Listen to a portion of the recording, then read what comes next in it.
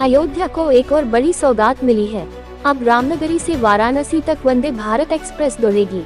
Vande Bharat express जो अब तक मेरठ से लखनऊ तक चल रही थी, उसे आगे बढ़ाकर अयोध्या धाम से वाराणसी कैंट तक कर दिया गया है।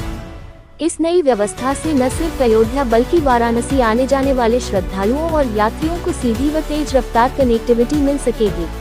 बुधवार को जब ट्रेन वापस वाराणसी से अयोध्या धाम स्टेशन पहुंची तो वहां माहौल बेहद उत्साहजनक रहा।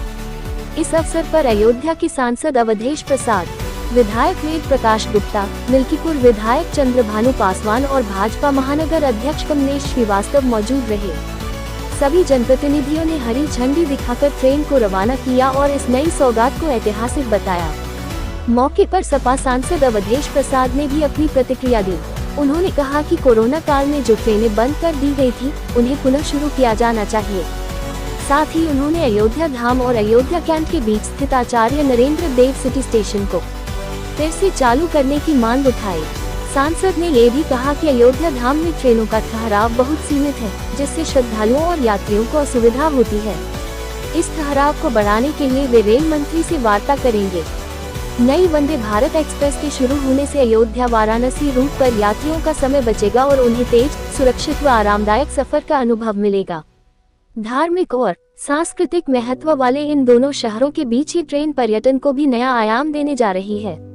अयोध्या और वाराणसी के बीच यह आधुनिक कनेक्टिविटी आने वाले समय में प्रदेश की आर्थिक और सांस्कृतिक गतिविधियों को और गति देगी।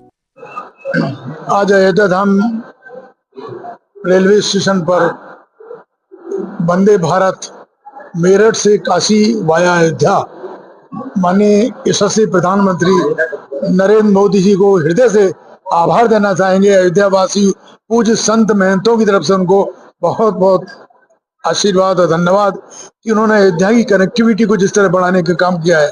जहाज, रेलवे और ट्रांसपोर्ट हाईवेज अयोध्या में पूरे देश और दुनिया के तीर्थ यात्री पर्यटक आ रहे हैं। उस दृष्टि से आज पुनः एक नई ट्रेन वंदे भारत अयोध्या से मिली है।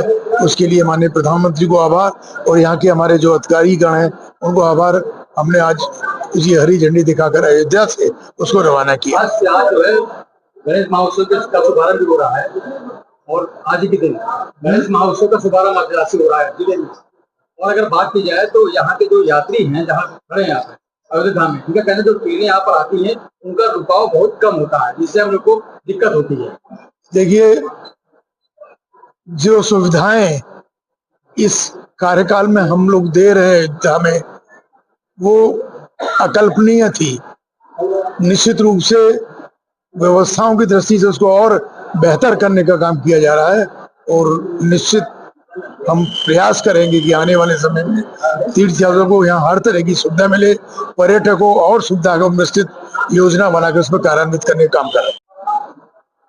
मर्यादा पुरुषोत्तम राम की नगरी में यहाँ पर आने वाले सभी यात्रियों का अभिनंदन है, स्वागत है और रेल विभाग को बधाई है।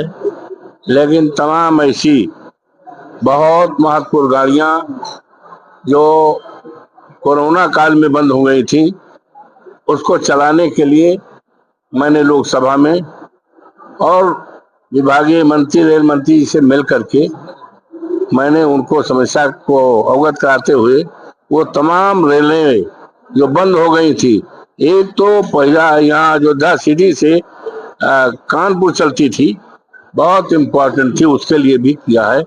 तो आज बधाई के साथ साथ रेल मंत्री जी से आग्रह करता हूँ कि अयोध्या फैजाबाद को जाने वाली आने वाली गाड़ियाँ जो कोरोना काल में बंद हो गई उसको चालू कराया जाए। और यहाँ पर एक जगह है जो आचार्य नरेंद्र देव सिटी स्टेशन नरेंद्र देव ने पूरे विश्व को बंधुत्व, भाईचारा, एकता और समाजवाद का संदेश दिया था। उनके सम्मान में ये स्टेशन था, तो उसको चालू किया जाए। वहां पर गाड़ियों का ठहराव चाहे 1 ही मिनट के लिए हो जाए,